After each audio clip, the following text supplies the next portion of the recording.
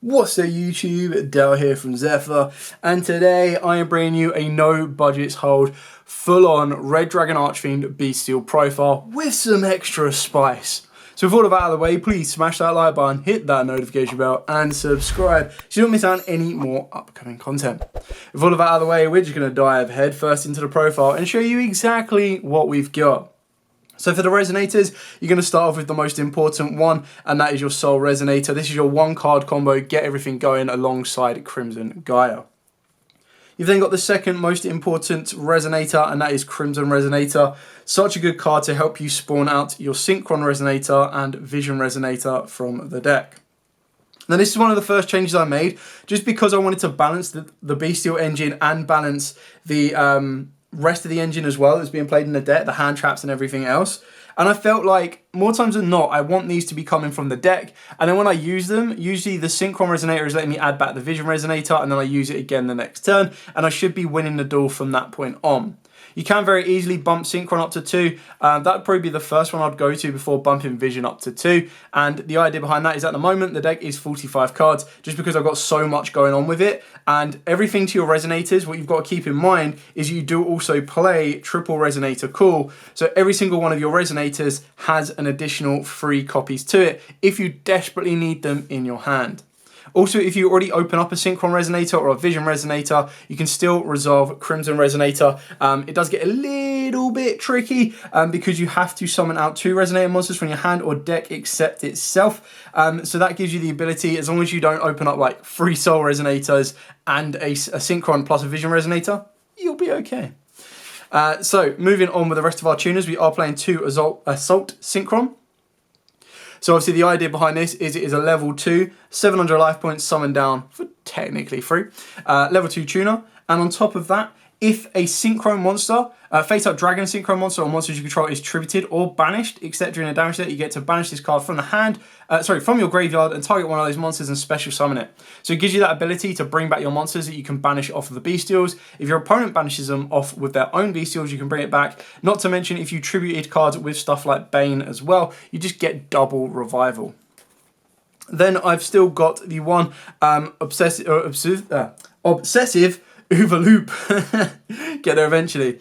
I still really like this card because not only can it help you by banishing your Synchros for your Assault Synchron to bring them back, but it also gives you that ability to use this effect to add it back to the hand, setting up your Bystial Dispatter, and then do it again, summoning it to the board, giving you a free level 4 tuner, and then triggering off Assault. So it helps you get into your level 12 Synchros a little bit more. It can help you get into level 10 Synchros a little bit more. It just really does help you out with what you need. Then for the non-tuners, we've got triple Bone Archfiend, Bone Daddy, and triple Wandering King Wildwind. Both of these can technically be summoned for relatively free. Like Bone Archfiend, you just need another card to send from either field or hand. And then your Wandering King can summon itself down if you control any of your resonators. We then move into the Bystials. So for the Bystials, I've got 2 Lubellion, 1 Magnamute, 1 Druid Swarm as your aggressor, 1 Saronir as your Foolish Barrier, and your 1 Baldrake. All pretty standard on these ones. The best thing about the Baldrake is it allows you to pretty much, if your opponent's special summons from the extra deck, within reason, you get to tribute one other light or dark monster, and then you get to banish it. So again, your tributing card, you can tribute off your Assault Synchron.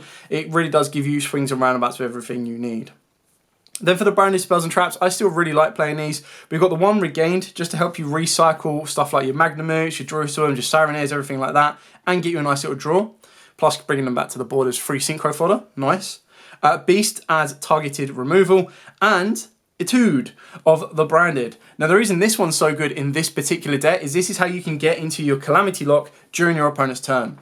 So during either player's turn, you can immediately, after this effect resolves, Synchro summon 1 Synchro monster using monsters you control as material, including a Dragon monster. Well, that's going to be incredibly easy to do.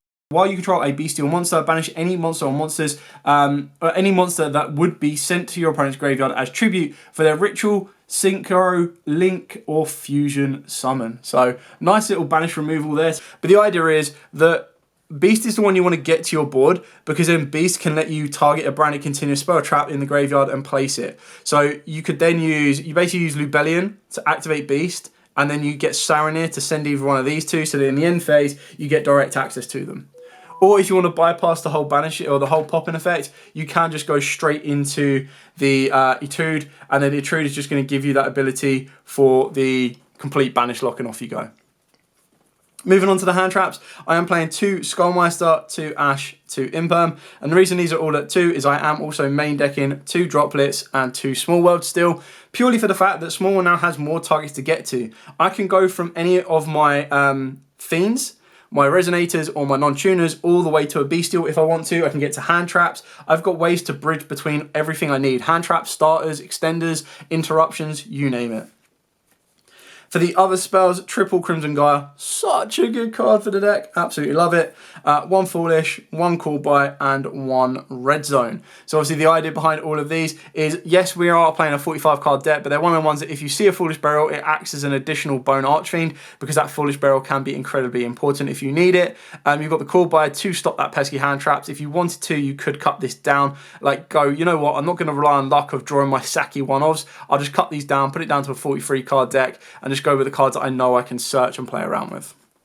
So that's it for the main deck. Moving on to the extra deck. You could very easily play 3 Lubellion if you wanted to. I just quite like the idea of having 1 of all of them and then 2 of the Lubellion to keep it moving.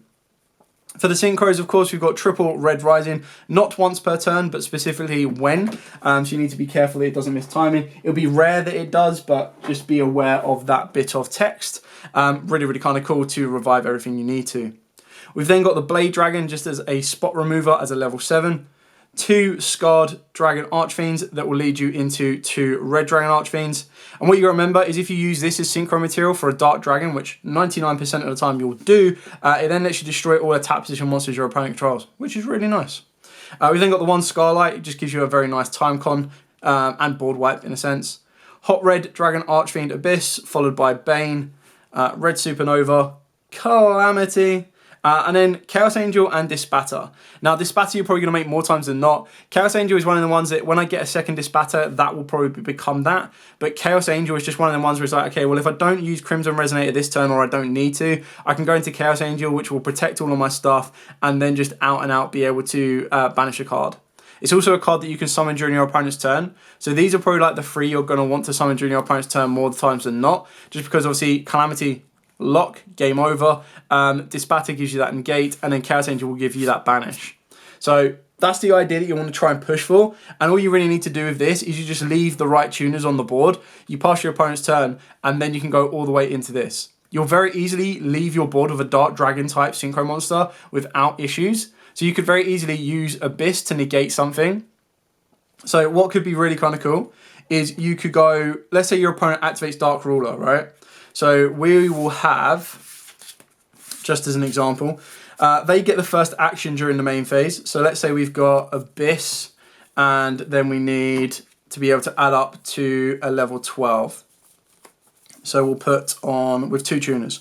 So once I find the rest of the tuners, we'll put a level 2 tuner on. So let's just say Assault Synchron, and then let's say, where are you, Synchron? Now, obviously, if your opponent doesn't expect Intrude or your opponent doesn't know what Intrude does, they'll probably be a little bit skeptical on it. But what you can do here is your opponent could then activate Dark Ruler No More.